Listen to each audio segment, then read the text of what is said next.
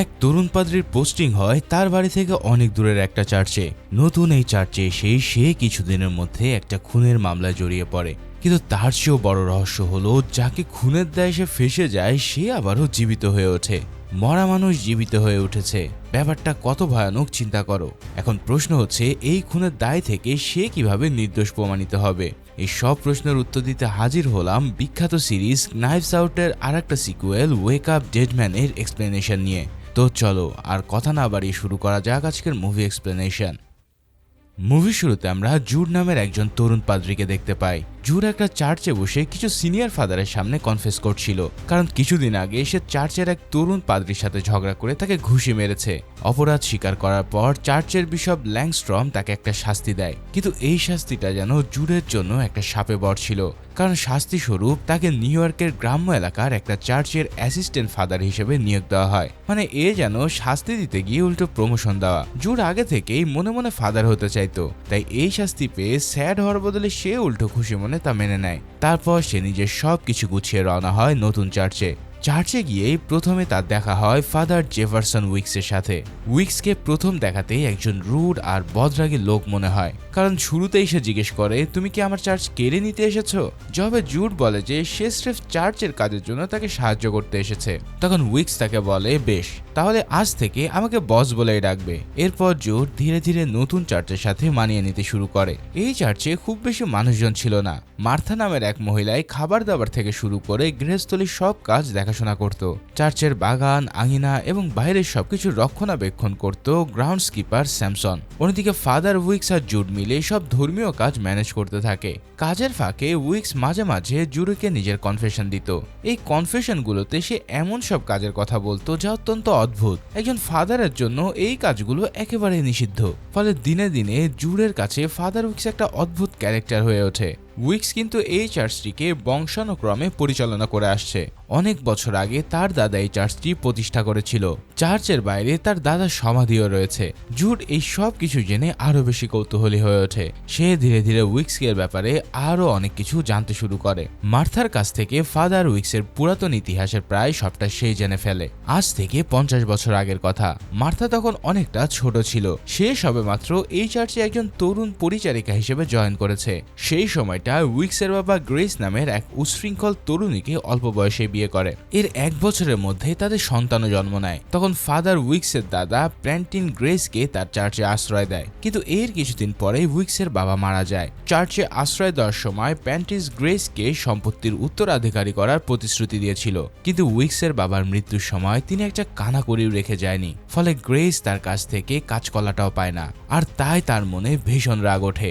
একদিন রাতের রেগে পাগল হয়ে সে চার্চের ভিতরে অনেক ভাঙচুর করে। পুরো চার্চটাকে সে প্রায় লণ্ডভণ্ড করে ফেলে। তখন মার্থা তাকে সান্ত্বনা দিতে গিয়েছিল, কিন্তু সে উল্টো মার্থাকে পাগলের মতো মারধর করতে থাকে। তবে সময় মতো প্র্যান্টিস এবং তার লোকেরা এসে তাকে সরিয়ে নেয়। এর কিছুদিন পর গ্রেস চার্চের ভিতরে বন্দি অবস্থায় দিন কাটায়। তবে একদিন সে চার্চের উপরতলা থেকে লাফিয়ে পড়ে আত্মহত্যা করে। অর্থাৎ এভাবেই বাবা মা হারিয়ে উইকসের শৈশব খুব একটা সুখের ছিল না। কিন্তু এই চার্চের অনেক করুণ ইতিহাস থাকা সত্ত্বেও অনেকে এখানে প্রার্থনা করতে আসতো।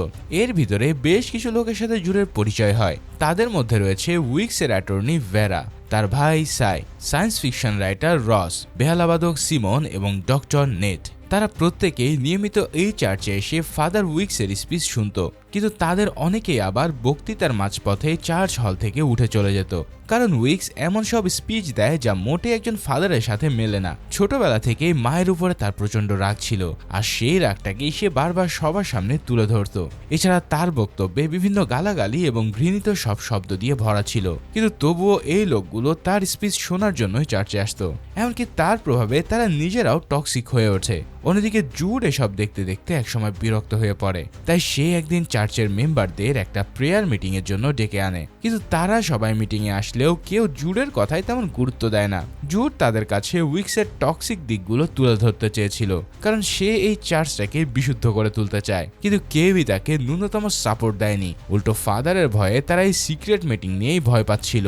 তার উপর মার্থা উইক্সকে এই মিটিংটার কথা জানিয়ে দেয়। তখন মেম্বাররাও জুডের কথায় কর্ণপাত না করে সেখান থেকে চলে আসে, আর মার্থা তাকে বলে দেয় যে উইক্সের বিরুদ্ধে ষড়যন্ত্র করে কোনো লাভ হবে না। মানে সে ভাবছিল যে জুড হয়তো এই চার্চ দখল করে নিতে চাইছে। এই মিটিংটার পরে ফাদার আর জুডে একে অপরের মুখোমুখি হয়। তখন উইক্স তাকে আগের মতোই অদ্ভুত সব কনফেশন শোনাতে থাকে, কিন্তু এবার জুডে সব ধৈর্য ভেঙে যায়। সে উইক্সের মুখের উপরে বলে দেয় যে এইসব শুনতে শুনতে সে বিরক্ত। তার মতে উইক্সের মধ্যে ফাদার হওয়ার কোনো যোগ্যতাই নেই। তার এমন টক্সিক চর্চা মেম্বারদেরকেও টক্সিক করে দিচ্ছে। সে তাদের কাছে যীশু খ্রিস্টের শান্তিবাণী প্রচার না করে উল্টো সবাইকে রাগিয়ে তুলছে।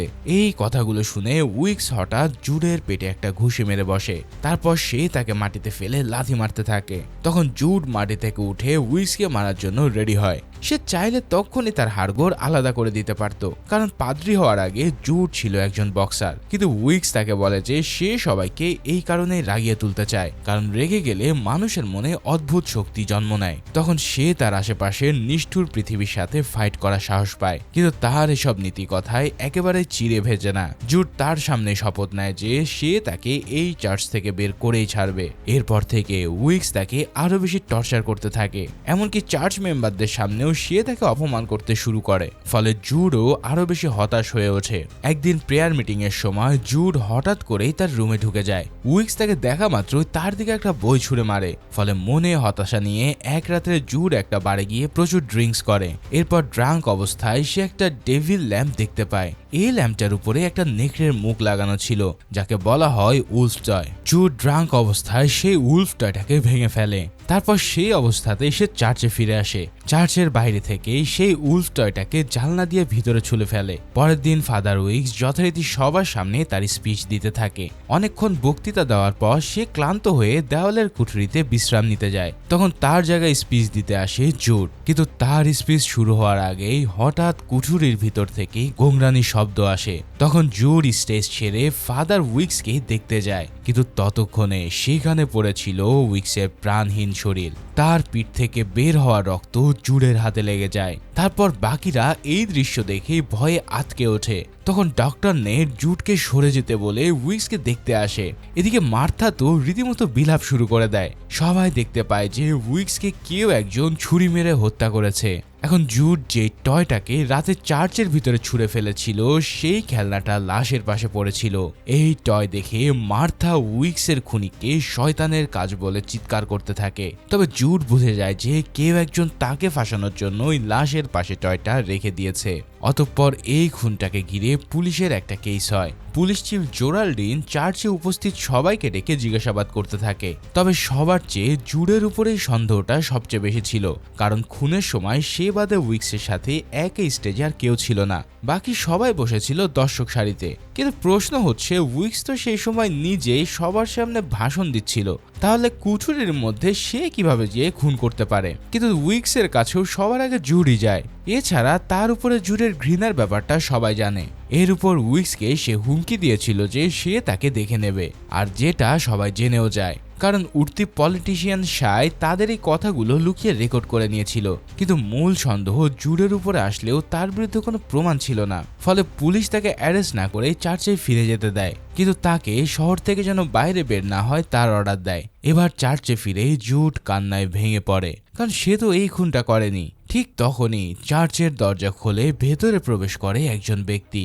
যারা নাইভস আউট সিরিজের আগের মুভিগুলো দেখেছো তারা তো তাকে খুব ভালো করেই চেনো। এই লোকটাই হলো সেই বিখ্যাত detective Benoit Blanc. Police chief Geraldine তার হাতেই এই কেসের দায়িত্ব তুলে দিয়েছিল। যারা আগের নাইভস আউটের পর্বগুলো দেখোনি তারা আমার ডেসক্রিপশন থেকে দুটো মুভি দেখে আসতে পারো। যাই হোক, সে সেই প্রথমে জুডকে কিছু সান্ত্বনা দেয়। তারপর সে জুডকে বলে যে তাকে দেখে কোনোভাবেই তার খুনি মনে হয় না, কারণ তার চেহারার এক্সপ্রেশনই বলে দিচ্ছে যে সেই খুনটা করেনি। আর ব্ল্যাঙ্ক তাকে কথা দেয় যে যদি সে তাদেরকে সাহায্য করে তবে শীঘ্রই আসল খুনিকে ধরার মাধ্যমে তার উপর থেকে সব সন্দেহ সরে যাবে। তারপর তাকে নিয়ে ব্ল্যাঙ্ক উইক্সের বডি দেখতে যায়, কিন্তু বডি দেখে জুড তা সহ্য করতে পারে না। তখন ব্ল্যাঙ্ক তাকে নিয়ে সেই বারে যায় যেখানে সে ড্রিঙ্কস করেছিল। এবার সেখানে তারা সেই ভাঙা ভাঙা ল্যাম্পটিকে খুঁজে পায়। এই ল্যাম্প থেকে জুড উলফ টয়টি খুলে নিয়েছিল। এখন এর চাইতেও বড় প্রশ্ন হলো যে ফাদার উইক্সের পিঠে ছুরিটা বসানো হলো কি করে, কারণ উইক্স তার স্পিচের মাঝে স্টেজের পাশের কুঠুরিতে বিশ্রাম নিচ্ছিল। প্রতিটা চার্চে স্টেজের পাশের দেওয়ালে এমন কুঠুরি থাকে। এই কুঠুরির চারিদিকে রয়েছে কয়েক ফুট পুরু ইটের দেওয়াল। এর পিছনে বা আশেপাশ দিয়ে ঢোকার কোনো রাস্তাও নেই। এখন যদি কেউ ভিতরে ঢুকতে চায় তাহলে স্টেজ দিয়ে তাকে সামনে আসতে হবে। সুতরাং এটা প্রায় নিশ্চিত যে কেউ সশরীরে এসে তাকে হত্যা করেনি, কারণ ভিতরে কেউ থাকলে ফাদারের সাথে তাকে দেখা যেত, আর তখনই এই কেস করার কোনো প্রয়োজনই পড়তো না। ফলে ডিটেকটিভ ব্লাঙ্ক ধরে নেয় যে কুঠুরির ভিতরে হয়তো একটা রিমোট কন্ট্রোল ডিভাইস বসানো ছিল, আর এই ডিভাইসের মাধ্যমে কেউ ছুরিটাকে নিক্ষেপ করেছে। কিন্তু উইক্সের ডেড বডির সাথে এমন কোনো ডিভাইসও পাওয়া যায়নি, তবে তার বডির পাশ থেকে দুটো লাল সুতো পাওয়া যায়। এখন যদি রিমোট দিয়ে ছুরি চালানো হয় তাহলে বেশ স্ট্রং সিগন্যালই পাঠাতে হবে, কারণ পুরো দেওয়াল ভেদ করে সেই সিগন্যালকে ডিভাইসের কাছে পৌঁছাতে হতো। কাজেই খুনের মেন রহস্য আরো বেশি ধোঁয়াশায় ভরে যায়। ডিটেকটিভ ব্লাঙ্ক নিজেও এই রহস্যের সমাধান করতে বেশ দোটানায় পড়ে যাচ্ছে। এদিকে ইনভেস্টিগেশনের মাঝপথেই মার্থা এসে সবাইকে চার্চ থেকে বেরিয়ে যেতে বলে, কারণ ক্রাইম ইনভেস্টিগেশন করার ফলে চার্চের পবিত্রতা নাকি নষ্ট হচ্ছে। জুড তখন তাকে চার্চের বাইরে রেখে আসে। তখন মার্থাও তাকে চার্চ থেকে বেরিয়ে যেতে বলে, কারণ শুরু থেকেই জুডকেই খুনি মনে করে আসছিল সে। এখন জুডের মেজাজ ধরে রাখতে না পেরে তার হাতে একটা ঘুষি বসিয়ে দেয়। এরপর সে চলে যায় চার্চের গ্রাউন্ডস্কিপার স্যামসনের রুমে। সেখানে গিয়ে সে পাঞ্চিং ব্যাগের উপর তার রাগ ঝাড়তে থাকে। এরপর ব্ল্যাঙ্ক জুডকে নিয়ে খুনের সময়কার সিসিটিভি ফুটেজ চেক করে দেখে, আর সেই ফুটেজে তারা 1.5 মিনিটের মতন একটা গ্লিচ খুঁজে পায়। এর অর্থ হলো রিমোট কন্ট্রোল সিগন্যালই সিসিটিভি ফুটেজকে ইন্টারফেয়ার করেছে, অর্থাৎ খুনি খুব সূক্ষ্মভাবে তার প্রতিটা পদক্ষেপ সাজিয়ে নিয়েছিল। এখন এই রহস্যের সমাধান যে এতটা জটিল হবে না সেটা ব্ল্যাঙ্ক নিজেও বুঝতে পারছিল, তাই সে সবাইকে গুড নাইট জানিয়ে ঘুমিয়ে পড়তে বলে। তারপর সে নিজে ড্রাইভ করে জুডকে চার্চে নিয়ে আসে।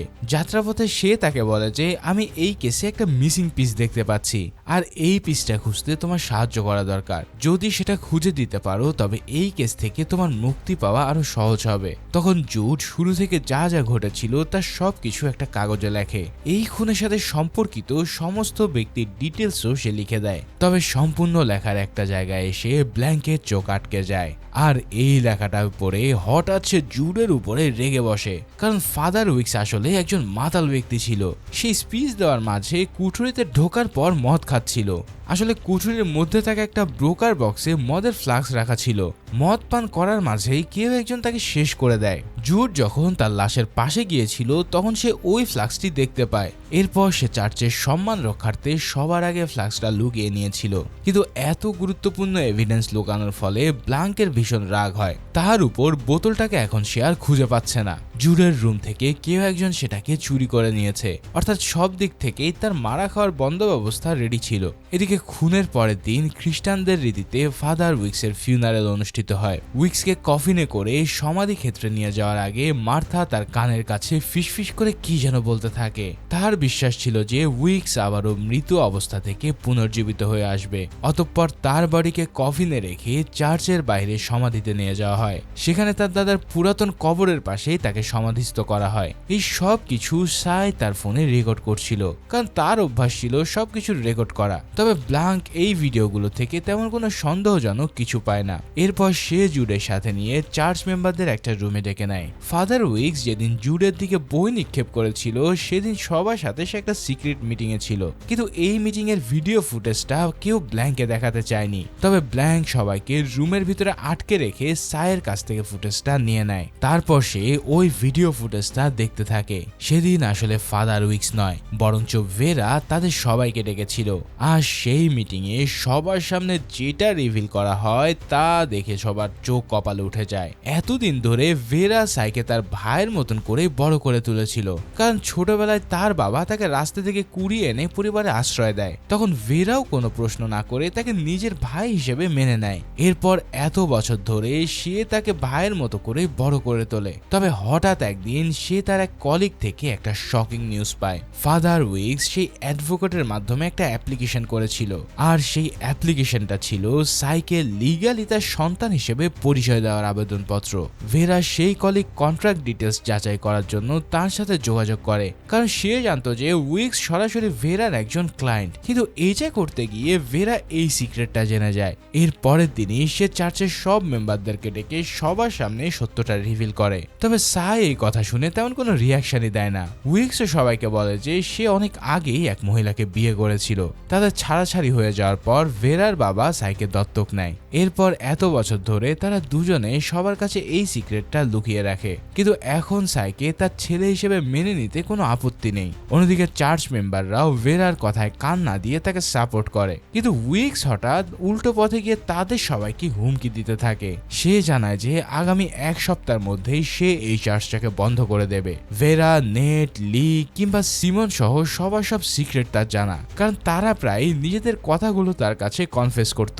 কাজেই সে চাইলে তাদের সকলকে রাস্তায় নামিয়ে আনতে পারে। ঠিক এই মিটিং এর মাঝখানে জুড এখানে এসে ঢুকে পড়েছিল, আর উইক্স সেই মুহূর্তেই তার দিকে বই ছুড়ে মারে। এখন এই মিটিংটার পর সবাই উইক্সের ভয় একদম তটস্থ ছিল, তাই কেউ তার বিরুদ্ধে কোনো উচ্চবাচ্য করেনি। এদিকে সাই কিন্তু এত কিছুর পরও বেশ রিল্যাক্স মুডে আছে। এর কারণ জিজ্ঞেস করলে সে জানায় যে সেদিন সকালে সে উইক্সের সাথে দেখা করতে গিয়েছিল, কারণ মিটিং ডাকার আগে ভেরা তাকে সত্যটা জানিয়ে দেয়। উইক্সের মুখোমুখি হওয়ার পর সে তাকে সন্তান হিসেবে আপন করে নেয়। তারপর উইক্স তাকে জানায় যে তার দাদা প্রেন্টিসের রেখে যাওয়া গুপ্তধন সে পেয়ে গেছে। এই চার্চকে ঘিরে অনেক আগে থেকে এমন একটা গুপ্তধনের কথা প্রচলিত আছে। প্রেন্টিস উইক্সের মাকে এই গুপ্তধনের কিছু অংশ দেবে বলে প্রমিস করেছিল, কিন্তু পরে সে তাকে একটা কানাকড়িও দেয়নি। তবে কিছুদিন আগে উইক্স এই গুপ্তধন পেয়ে গেছে। তার উদ্দেশ্য ছিল এই চার্চটাকে বন্ধ করে দিয়ে গুপ্তধন নিয়ে কোথাও চলে যাওয়ার। এরপর সে বাকি জীবনটা সাইয়ের সাথে আরাম করে কাটাবে, কিন্তু এর বদলে সাই তাকে সম্পূর্ণ ভিন্ন একটা আইডিয়া দেয়। সে তার পলিটিক্যাল ক্যাম্পেইনের ফান্ডিং এই গুপ্তধন থেকে করতে চায়। এরপর তারা গুপ্তধন থেকে প্রাপ্ত অর্থ কাজে লাগিয়ে ক্ষমতাধর রাজনীতিবিদে পরিণত হবে। তবে এর জন্য চার্চ মেম্বারদের ভয় দেখিয়ে তার পক্ষে আনতে হবে, যাতে তারা যে কোনো মুহূর্তে তার পাশে থাকতে বাধ্য হয়। আর ঠিক এই কারণে তার কথায় উইক্স সবাইকে ভয় দেখিয়েছিল। এখন উইক্সের মৃত্যুর পর সাই সেই গুপ্তধন খোঁজার অনেক চেষ্টা করে, কিন্তু চার্চের কোথাও সে কিছুই খুঁজে পায়নি। উইক্সও এই গুপ্তধন সম্পর্কে তাকে কিছুই বলেনি বা লিখেও যায়নি। শুধুমাত্র তার অনেক ফাইলপত্রের মধ্যে একটা ওয়ার্ডই লেখা ছিল, আর সেটা হলো ইভাস অ্যাপল। অর্থাৎ ফাদার হয়তো খ্রিস্টান ধর্মের প্রথম নারী ইভের আপেল খাওয়ার ঘটনাটাকেই বোঝাচ্ছিল। কিন্তু এই দুটো ওয়ার্ড থেকে সাই কোনো ক্লু উদ্ধার করতে পারে না। ফলে সে ব্লাঙ্কে গুপ্তধর উদ্ধারের বিনিময়ে অনেক টাকা পে করার লোভ দেখায়। তাদের কথাবার্তা শেষে সবাই বেরিয়ে গেলে ব্ল্যাঙ্ক জুটকে নিয়ে গুপ্তধন খুঁজতে থাকে, কিন্তু চার্চের সব জায়গায় তন্ন তন্ন করে খুঁজেও তারা কিছুই পায় না। তবে হঠাৎ জুড একটা রিসিপ্ট খুঁজে পায়। এই রিসিপ্টটা ছিল একটা কনস্ট্রাকশন কোম্পানির, যেখান থেকে উইক্স মারা যাওয়ার আগে কফিন মেরামত করা সামগ্রী অর্ডার করা হয়েছিল। মানে কেউ একজন আগে থেকেই জানতো যে উইক্স মারা যাবে, আর সেটা যে খুনি নিজেই তার বলার অপেক্ষা রাখে না। ব্ল্যাঙ্কের কথায় জুড সেই কনস্ট্রাকশন কোম্পানিতে ফোন করে। তখন ওপাশ থেকে লুইস নামের এক রিসিপশনিস্ট কথা বলতে থাকে। জুড তার কাছে বিস্তারিত জানতে চাইলে লুইস জানায় যে এই তথ্যগুলো জেমস নামের এক এমপ্লয়ের কাছে রয়েছে, আর জেমস সেদিন তার কাছ থেকে ছুটি নিয়েছিল। তখন জুড তাকে অনুরোধ করে জেমসের মোবাইল ফোন নেওয়ার জন্য, কিন্তু লুইস হঠাৎ কাঁদতে কাঁদতে তার অসুস্থ মায়ের জন্য জুডের কাছে প্রার্থনা করতে থাকে, আর জুডও তার কথায় প্রার্থনাতে বসে।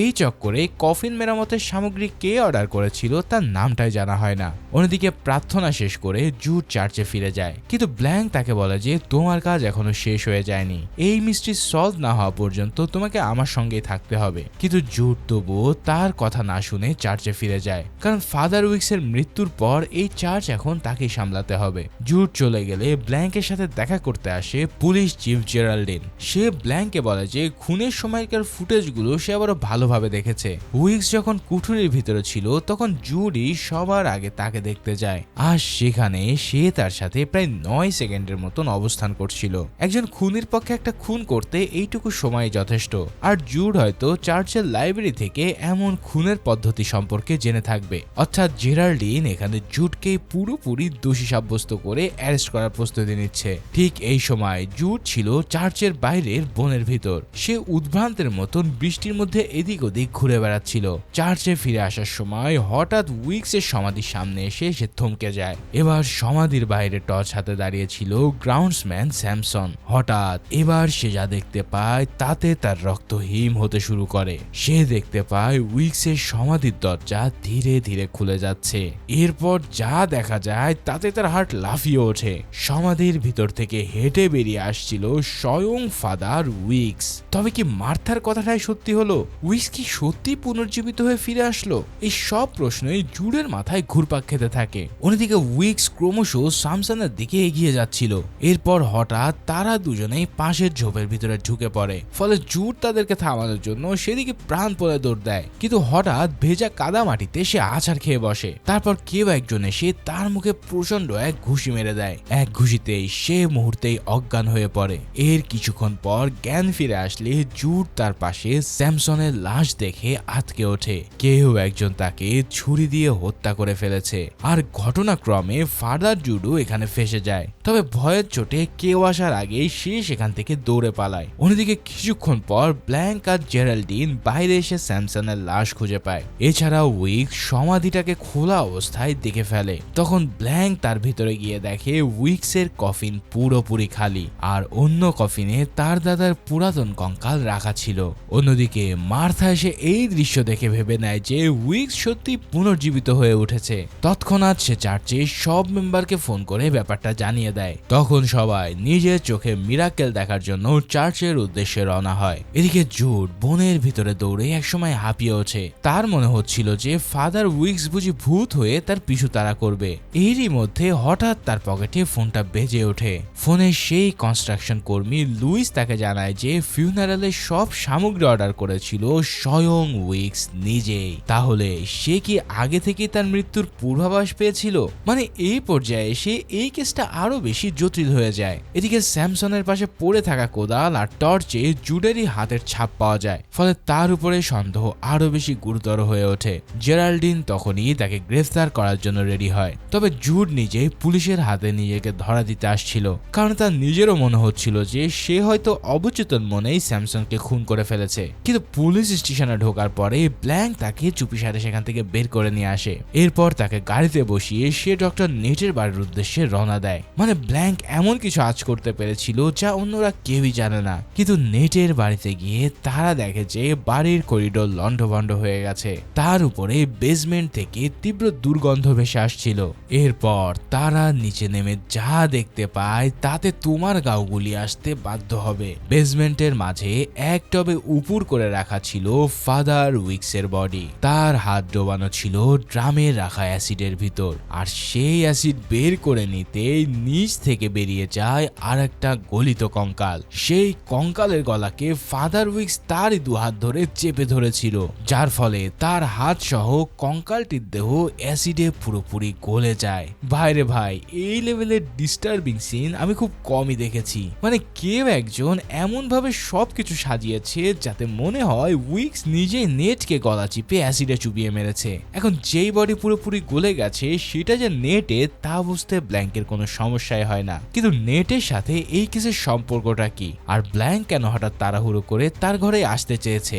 এই প্রশ্নগুলোর মাঝে লুকিয়ে আছে অদ্ভুত এই হত্যার রহস্যের সমাধান, আর সেটা তোমরা একটু পরেই জানতে পারবে। এদিকে জুড কিন্তু তখনও নিজেকে স্যামসনের খুনি ভাবছিল, তাই সে এবার সরাসরি পুলিশের কাছে গিয়ে নিজেকে স্যারেন্ডার করে দেয়। তারপর জেরাল্ডিন তাকে চার্চের ভিতরে দাঁড়িয়েই অপরাধ কনফেস করতে বলে, আর জুডও নিজের কনফেশন বলতে শুরু করে। কিন্তু হঠাৎ তার কথার মাঝখানে ব্ল্যাঙ্ক চার্চে রাখা অর্গানটি বাজায়। ফলে সবাই আটকে উঠলে জুড তার কনফেশন থামিয়ে দেয়। এরপর জেরাল্ডিনের কথায় সে আবারও কনফেশন শুরু করতে যায়, কিন্তু ব্ল্যাঙ্ক এবারও সরাসরি চার্চের স্টেজে উঠে পড়ে। এরপর ফাদারের জায়গায় দাঁড়িয়ে সে বলে, অনেক হয়েছে, এবার এই রহস্যের জাল ছিঁড়ে ফেলতেই হবে। এরপর সে ধীরে ধীরে তার স্বভাবসুলভ গোয়েন্দা স্টাইলে রহস্য জট খুলতে শুরু করে। সে জানায় ফাদার উইক্স খুনের দিন বিশ্রাম নেওয়ার জন্য দেওয়ালের কুঠুরিতে ঢুকেছিল, এমনটা তোমরা আগেই জেনেছো। এখন সেই কুঠুরির ব্রেকার বক্সে যে মদের ফ্লাক্স রাখা ছিল তাতে মেশানো ছিল অজ্ঞান করার ওষুধ। এই মদ পান করার সাথে সাথে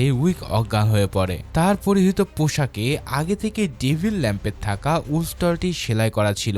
তবে এই উলফ টয়টায় জুডে ভেঙে ফেলায় সেই টয় ছিল না, বরঞ্চ হুবহু একই দেখতে আরেকটা ল্যাম্প থেকে টয়টা চুরি করা হয়েছিল।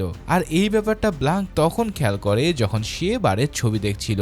ছবিতে এমন একটা ল্যাম্প ছিল যার উপরের অংশে সেই টয়টা মিসিং। তখনই এই টয়টাই ফাদারের কাপড়ের উপরে সেলাই করে দিয়েছিল।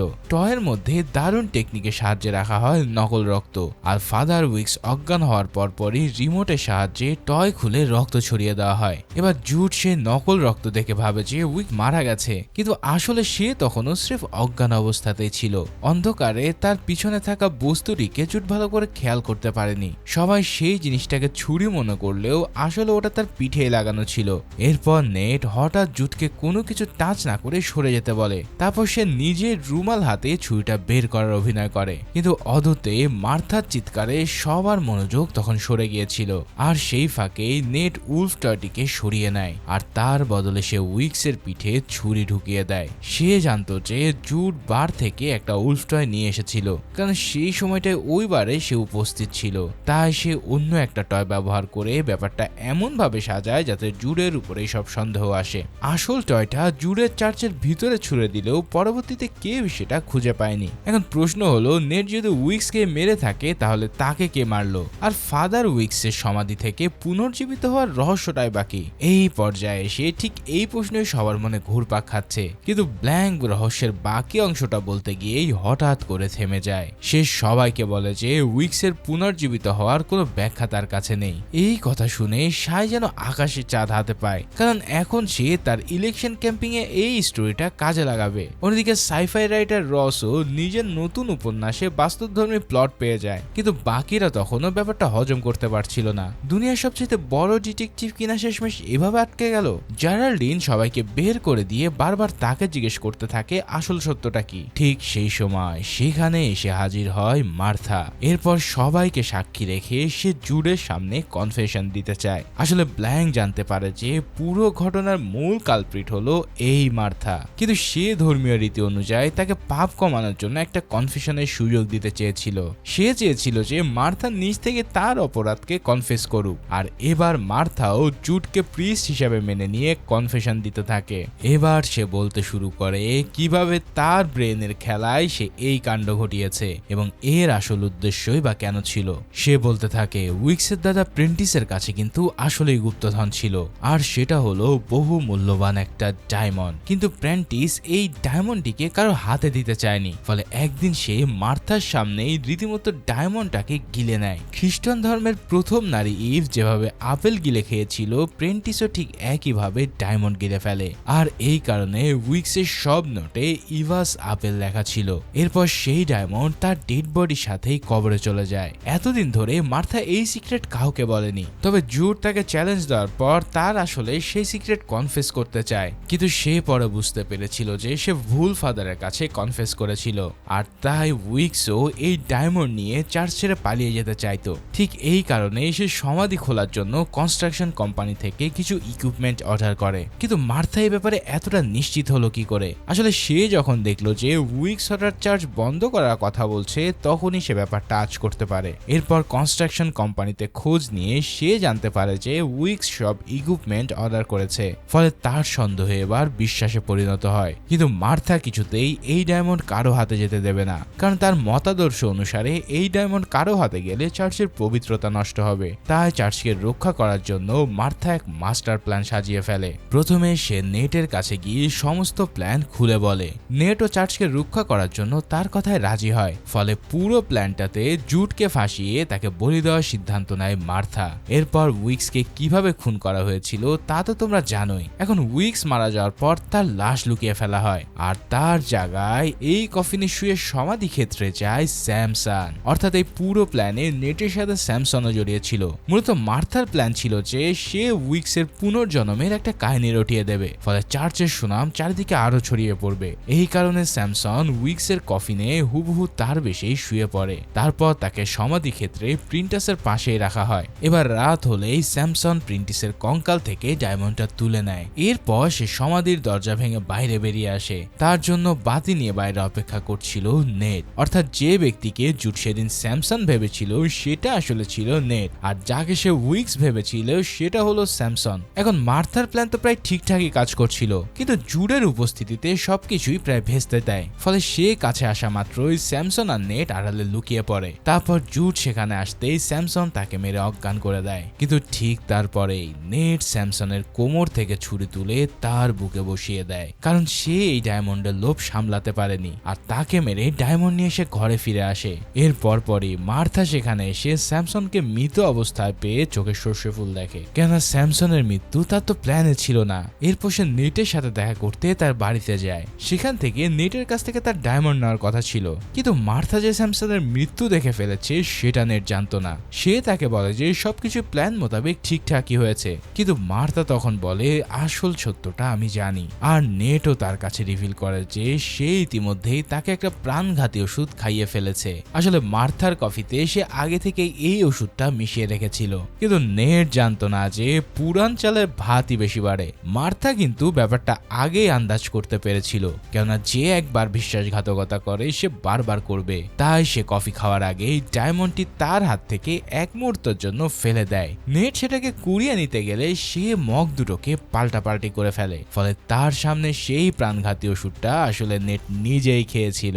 আর তারপর পরেই স্বাভাবিকভাবে 10 মিনিটের মধ্যেই তার মৃত্যু হয়। মৃত্যুর পর মার্থা তাকে টবের মধ্যে এনে শুইয়ে দেয়। এরপর তার লাশের গলায় উইক্সের হাত এমন ভাবে রাখে যাতে মনে হয় উইক্স তার গলা চেপে ধরেছে। ভাইরে ভাই, কি আর বলবো, এই লেভেলের ঘুরানো পেঁচানো কাহিনী এর আগে তোমরা কোন মুভিতে দেখেছো তা অবশ্যই কমেন্টস করে জানিও। এখন তারপর ঠিক কি কি ঘটেছে তা তো তোমরা ইতিমধ্যেই জানো। ব্ল্যাঙ্ক কিন্তু এই সব কিছু আগেও জানতো, তাই সে মার্থাকে নিজ থেকেই কনফেশন করার সুযোগ দেয়। তো সব কিছু স্বীকার করার পর মার্থা হঠাৎ চার্চের ফ্লোরে ঢলে পড়ে। ব্ল্যাঙ্ক তার ঠোঁটের কাঁপুনি দেখেই আগে ব্যাপারটা টের পেয়েছিল।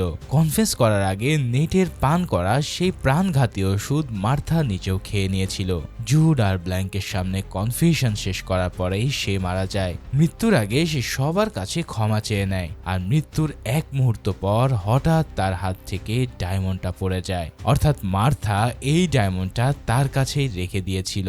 এখন এই $80 মিলিয়ন ডায়মন্ড দেখে যে কারোর মনে লোভ হওয়াটা স্বাভাবিক, কিন্তু ব্ল্যাঙ্ক তার দিকে চোখ পর্যন্ত না দিয়ে চার্চ থেকে বেরিয়ে যায়। আর সেই গুপ্তধনরূপী ডায়মন্ডটি থেকে যায় চার্চের ভবিষ্যৎ ফাদার জুডের কাছে। এরপর প্রায় 1 বছর ধরে এই চার্চটি বন্ধ থাকে। তারপর জুড ধীরে ধীরে চার্চ ওপেন করে। চার্চের মেম্বাররা ততদিনে যে যার মতন করে নিজেদের গুছিয়ে নিয়েছে, কিন্তু সাই এখনো সেই ডায়মন্ডের খোঁজে জুডের পিছনে পড়ে আছে। তবে জুড আর ব্ল্যাঙ্ক কেউই তাকে ডায়মন্ডটা ফিরিয়ে দেয়নি, কারণ এই ডায়মন্ডটা অদতেই চার্চেরই সম্পত্তি। তবুও সাই লিগ্যাল নোটিশ পাঠিয়ে পুরো টিম নিয়ে তন্ন তন্ন করে চার্চ খুঁজে দেখে, কিন্তু তাতে ডায়মন্ডের ডগ খুঁজে না পেয়ে সে ব্ল্যাঙ্ক আর জুডকে হুমকি দিয়ে চলে যায়। অতঃপর বিশপ লং স্ট্রিমও চার্চ ওপেন করার অনুমতি দেয়। ফাইনালি এই মারাত্মক মিস্ট্রি সলভ করে ব্ল্যাঙ্ক ও জুডের কাছ থেকে বিদায় নেয়। আর শেষ মুহূর্তে আমরা জানতে পারি যে জুড সেই ডায়মন্ডটিকে চার্চের বিশাল ক্রসের ভিতরে রেখে দিয়েছে।